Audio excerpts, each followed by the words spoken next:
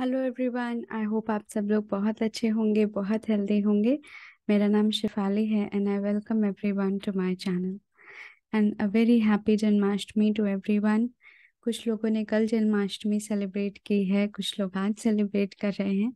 तो सभी को जन्माष्टमी की बहुत बहुत शुभकामनाएं। कल मैंने एक वीडियो डाला था, the real meaning of Janmashtami. तो उस पे एक मैसेज आया, एक कमेंट आया और उसमें उन्होंने पूछा कि व्हाट इज भक्ति।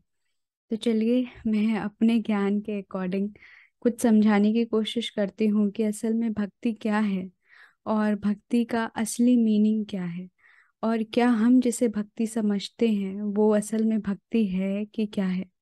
ओके। भक्ति, सबसे पहले तो हमें समझना पड़ेगा कि भक्ति का अर्थ है सेवा करना। यानी किसी की भी, यानी जो भी आपका स्वामी है उसकी सेवा करना, इसे हम भक्ति कहते हैं। भक्ति गुरु की हो सकती है, भक्ति ईश्वर की होती है, और हम लोग संसार में भी भक्ति करते हैं। माँ बाप, बेटा, पति, स्त्री, जिनकी भी हमारे फैमिली में जो होते हैं, हम उनकी भी भक्ति करते हैं। ठीक है। तो भक्ति के कुछ नियम हैं। क्या नियम है? सबसे पहला नियम भक्ति का ये है कि जो भक्ति होती है वो हमेशा आपके स्वामी के सुख के लिए होनी चाहिए। ओके। जो हम काम कर रहे हैं, जो हम एक्शंस कर रहे हैं, जो हम विचार कर रहे हैं, अपने मन में किसी भी तरीके का भाव लेकर आ रहे हैं, वो सारा का सारा सिर्फ और सिर्फ एक जगह फोकस्ड होना चाहिए, और वो है कि आपके स्वामी को सुख मिले। चाहे वो आपके इष्ट हों, चाहे वो आपके गुरु हों, जो भी हैं, आप जिनकी भी भक्ति कर रहे हैं मन से, उनको सुख देना ही आपका सबसे पहला लक्ष्य होना चाहिए। दूसरा नियम ये है अपने सुख का त्याग। यानी अपने सुख की किसी भी तरीके से कोई आकांक्षा नहीं होनी चाहिए। अगर आप उनकी सेवा करते हैं और बदले में ये आशा रखते हैं कि उनके तरफ से ऐसा कुछ आएगा जो आपको सुख दे, या आप उनकी सेवा अपने सुख के अकॉर्डिंग, अपने कन्वीनियंस के अकॉर्डिंग करते हैं, तो ये भक्ति नहीं है। तीसरा सिद्धांत भक्ति का ये है कि जो भी आप जिनकी भी भक्ति कर रहे हैं वो आपके मन में निरंतर बसे रहने चाहिए। ऐसा नहीं है कि आप 1 घंटा पूजा करने बैठे तो सिर्फ उसी समय ईश्वर का ध्यान किया, बाकी आप अपने काम में व्यस्त हो गए और फिर एक भी टाइम आपने उनका ध्यान नहीं किया या उनका स्मरण नहीं आया। नहीं, आपके मन का कनेक्शन उनके साथ परमानेंट होना चाहिए, यही असली भक्ति है। अगर आपका ये कनेक्शन परमानेंट नहीं है, अगर आप अपनी आंखें बंद करते हैं और आपको उनका चेहरा ना ध्यान आकर कहीं और आपका मन जाता है, तो आपको और ज्यादा साधना करने की जरूरत है, अपने मन को साफ करने की जरूरत है। क्योंकि जब आपका परमानेंट कनेक्शन बनेगा, और ये कनेक्शन कुछ मिनट्स या कुछ घंटे के लिए नहीं होता, ये कनेक्शन 24 घंटे रहता है, पूरे समय। जब आपका मन 100%, 24 आवर्स आपके गुरु या आपके ईश्वर में रहेगा, उसी को ही असली भक्ति कहते हैं। ठीक है। तो चलिए, ये तो हमने शॉर्ट में डिस्कस कर लिया। अब सभी पॉइंट्स को इलैबोरेट करके हम डिस्कस करते हैं। ओके। तो हमने पहला पॉइंट देखा था कि भक्ति का अर्थ होता है सेवा, और जो सेवा होनी चाहिए वो ऐसी होनी चाहिए कि हमारे स्वामी को सुख दे। इसका अर्थ क्या है? इसका मतलब कि जैसे आप अपने गुरु की भक्ति कर रहे हैं, आप अपने गुरु की सेवा कर रहे हैं, और आपके गुरु ने आपसे बोला कि मुझे 1 गिलास पानी ला के दो, बट आपका मन किया कि नहीं, उन्होंने तो पानी मांगा है पर मैं उन्हें लस्सी पिलाऊंगा। आपने गुरुजी से पूछा, गुरुजी मैं आपके लिए लस्सी लेकर आती हूँ, आपको प्यास लगी है, बट गुरुजी ने कहा नहीं नहीं मुझे पानी पीना है, बट आपकी इच्छा है कि नहीं, आपको तो उन्हें लस्सी ही पिलानी है। भले ही वो आपके प्रेम से आया, पर ये स्वामी की इच्छा नहीं है। आप स्वामी की इच्छा के अगर विरुद्ध जाते हैं तो ये भक्ति नहीं है। ठीक है। कभी कभी क्या होता है कि हम जिनसे अधिक प्रेम करते हैं, हम उन्हें बोलते हैं अरे और खा लो, और खा लो, और खा लो, और उनकी इच्छा नहीं होती है खाने की, तो ये भक्ति नहीं है। ठीक है। हमेशा जो सुख है वो किसकी प्रायोरिटी होनी चाहिए? वो स्वामी के सुख की प्रायोरिटी होनी चाहिए, जिसमें उनको सुख मिले, उनको आनंद मिले, उनको आराम मिले। अगर आप गुरु की भक्ति कर रहे हैं, अगर आप उनके साथ फिजिकली प्रेजेंट हैं, तो आप पूरी तरह से उनके सुख की कामना करते हुए ही अपने सारे एक्शंस और अपने सारे चिंतन करिए।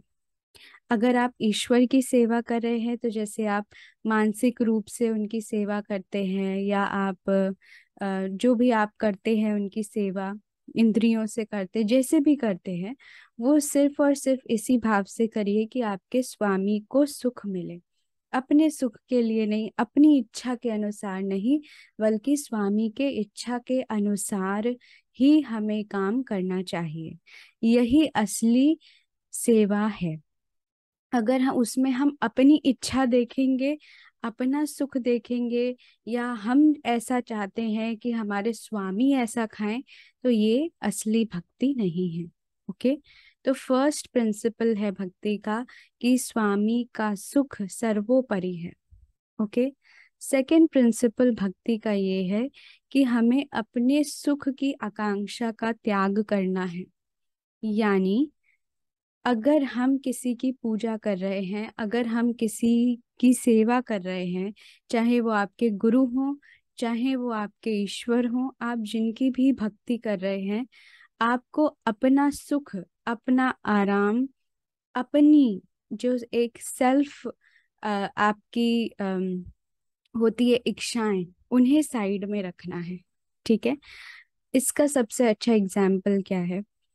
क्या होता है कि हम लोग भक्ति कर रहे हैं, हमें लगता है कि हम भक्ति कर रहे हैं, हम अपना पाठ पूजा, अपना भजन, अपना जाप करते रहते हैं। पर क्या होता है कि अगर कोई ऐसा टाइम आ गया जो हमारे अनुकूल ना हो, यानी जिसमें हमें किसी न किसी तरीके की कुछ तकलीफ आ गई, कोई प्रॉब्लम आ गई, कोई फाइनेंशियल लॉस हो गया, कोई हेल्थ का लॉस हो गया, हमारे फैमिली से कोई चला गया, तो हमारी वो जो भक्ति है वो कहीं ना कहीं कम पड़ जाती है। हमारा मन हट जाता है, हमारे मन में ये भाव आने लगता है कि हम तो इतने साल से आपकी भक्ति कर रहे थे, क्या यही मेरी भक्ति का परिणाम है कि मुझे इतना दुख मिल रहा है, मेरे परिवारजनों को इतना दुख मिल रहा है? तो यहाँ पर क्या हुआ कि हमने अपेक्षा कर ली, यानी कि हमने एक आकांक्षा रख ली कि हमने भक्ति की है, तो इसके बदले हमें सिर्फ और सिर्फ सुख ही मिलना चाहिए। बल्कि ऐसा नहीं होता। हमें अपने सुख का त्याग करना है, और यही असली भक्ति है। हमें सिर्फ और सिर्फ उसी में खुश रहना है जिसमें स्वामी खुश हैं। अगर ईश्वर ने हमें कोई परिस्थिति दी है हमारे जीवन में, तो हमें ये मान के चलना है कि हाँ, अगर उन्होंने दिया है, यानी कि ये उनकी मर्जी से हो रहा है। हमारे जीवन में जो भी हो रहा है वो उनकी मर्जी से हो रहा है, और मुझे उसे हंसते हंसते एक्सेप्ट करना है। चाहे वो थोड़ा हार्ड टाइम हो, चाहे वो अच्छा समय हो, जैसी भी परिस्थिति है हमारे जीवन में, हमें उसे हंसते हंसते एक्सेप्ट करके उसको आगे लेकर जाना है। ठीक है। कभी भी अपने अंदर इस तरीके की निराशा नहीं आने देनी है कि हम तो इतनी भक्ति करते हैं, हम तो इतना पाठ करते हैं, हम तो इतना वो करते हैं, तब भी कुछ अच्छा नहीं होता, तब भी कोई हमें रिजल्ट नहीं मिलता, तब भी कुछ चमत्कार नहीं होता। ऐसा हमें नहीं करना है। अगर हम ऐसा कर रहे हैं, दिस इज नॉट भक्ति, this is barter system. Okay, this is business, कि मैंने कुछ किया और आप मेरे लिए कुछ करो। यही तो होता है ना, बिजनेस, लेन देन। तो यहाँ पर हम लेन देन नहीं कर रहे हैं। यहाँ पर हमारा सिर्फ और सिर्फ भक्ति में एक ही मोटिव है कि हमारे स्वामी को सुख मिले, भले ही हमें सुख मिले ना मिले। ठीक है। और आप यकीन मानिए, जब हम ईश्वर के सुख के लिए कामना करते हैं और अपने आप को 100% सरेंडर कर देते हैं, तो हमारे हर दुख की घड़ी में सबसे पहले वो ही हमारे साथ खड़े होते हैं। क्योंकि जो भी हमारा पास्ट कर्म है, जो भी हमारा प्रारब्ध आ रहा है, हमें उसे भोगना ही पड़ेगा। अवश्यमेव भोक्तव्यम कृत कर्म शुभाशुभम। चाहे वो शुभ हो, चाहे वो अशुभ हो, हमें उसे भोगना ही पड़ेगा। और जो एक भक्त होता है वो कभी भी अकेले नहीं होता, उसके साथ ईश्वर हमेशा उसकी ढाल बनकर खड़े होते हैं।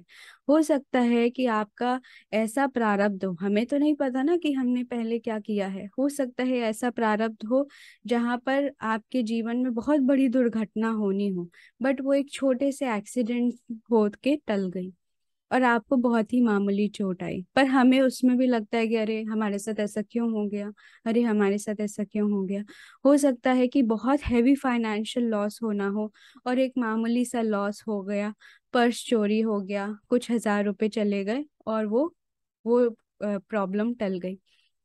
तो हम अपनी छोटी सी बुद्धि लगाकर इस चीज को सोचने की कोशिश करते हैं, बट हमें ऐसा सोचना चाहिए अगर हम सच्ची भक्ति में हैं तो, अगर हमने अपने आप को 100% सरेंडर किया है तो यही सोचना चाहिए कि मैंने अपने जीवन को 100% सरेंडर कर दिया है। अब मेरे जीवन की डोर मेरे ईश्वर के हाथ है और मुझे पता है कि एक माँ बाप कभी भी अपने बच्चों का बुरा नहीं चाहेंगे, और ये तो सबके पिता हैं। हमारे जो ईश्वर हैं वो तो हमारे सभी सोल्स के पिता है, परमेश्वर है, उनसे ऊपर कोई भी नहीं है और उनके सभी बच्चे हैं। तो वो अपने बच्चों का कभी भी बुरा नहीं चाहेंगे। हाँ, बच्चों को दंड दंड जरूर मिलता है, वो हर माँ बाप का कर्तव्य है, वरना वो बच्चा कैसे सुधरेगा, है ना। तो इसीलिए आपका जो भी बुरा वक्त आता है, कभी भी उसका इफेक्ट अपनी भक्ति पर, अपने डिवोशन पर मत आने दीजिए। अगर कुछ भी बुरा समय आता है, इसको ऐसे ही समझ के चलिए कि इससे भी बुरा होना था, पर ईश्वर ने मेरे साथ खड़े होकर इस कठिनाई को मुझे पार करा दिया। ओके, सो ये तो था हमारा सेकंड प्रिंसिपल। अब हम अपना थर्ड प्रिंसिपल डिस्कस करते हैं, जिसमें हमने ये देखा था कि जो भक्ति होती है उसमें हमें हमेशा, यानी निरंतर, पूरे समय, परमानेंटली अपना जो मन है वो अपने हरि और गुरु में लगाना होता है। हम जिनकी भी भक्ति कर रहे हैं, अपने गुरु की, अपने ईश्वर की, उनमें ही हमारा मन हमेशा लगा रहना चाहिए, निरंतर लगा रहना चाहिए। ऐसा नहीं है कि हम 2 घंटा पूजा करने बैठे, 1 घंटा बैठे, तो उस समय तो मन हमारा ईश्वर में है, पर जैसे ही उठे मन इधर उधर भाग गया। अगर ऐसा है तो आपको इस पर विचार करना चाहिए और इस पर और काम करना चाहिए, और जबरदस्ती अपने मन को बार बार खींच कर लाना चाहिए। इधर उधर की बातों से, इधर उधर की चीजों से खींच कर लेकर आइए और ईश्वर में मन लगाइए। बहुत बार क्या होता है कि हम पूजा करने तो बैठते हैं, बट मन हमारा कहाँ होता है? बच्चों में। मन कहाँ होता है? घर गृहस्थी में। तो यहाँ भक्ति थोड़ी ना हो रही है, ये तो आप गृहस्थ की भक्ति कर रहे हैं, ये तो आप अपने पति की भक्ति कर रहे हैं, अपने बच्चों की भक्ति कर रहे हैं, अपनी पत्नी की भक्ति कर रहे हैं। ये भक्ति नहीं है। अगर आपको ईश्वर की भक्ति करनी है तो आपका मन, आपके फिजिकल बॉडी के साथ साथ आपका जो मन है वो आपके ईश्वर में होना चाहिए। जब तक आपका मन नहीं है तब तक कुछ भी नहीं संभव है। ठीक है, तो सबसे पहले तो हमें अपने मन को ही सरेंडर करना है, और मन को जीतना बहुत मुश्किल होता है। ठीक है, मन बहुत ज्यादा इधर उधर भागता है, पर उसको प्रैक्टिस के साथ, बार बार प्रैक्टिस के साथ नियंत्रित किया जा सकता है। उसको बार बार प्रैक्टिस के साथ एक जगह साधा जा सकता है। ठीक है, तो जैसे ही आपका मन इधर उधर जाए, आपका मन करे कि चलो आज अभी मैं कोई इधर टाइम वेस्ट कर लेता हूँ, किसी ऐसे फ्रेंड के साथ मिलाता हूँ, कहीं पार्टी में चला जाता हूँ, तो अपने मन को खींचिए, अपने मन को रोकिए कि नहीं, हमें अपना समय वेस्ट नहीं करना है। ये मनुष्य जीवन बहुत ही बहुमूल्य है, बहुत ही कीमती है। इसका एक क्षण भी, इसका एक पल भी वेस्ट नहीं होना चाहिए। एक सेकंड भी ऐसा चिंतन हमारे माइंड में नहीं आना चाहिए जो हमें ईश्वर से दूर लेकर जाए। अपने आप को 100% पूरे समय इंट्रोस्पेक्शन में रखिए कि क्या मैंने कोई ऐसा चिंतन किया, क्या मैंने ऐसा कोई काम किया जिसके वजह से मेरे ईश्वर मुझसे दुखी हो सकते हैं।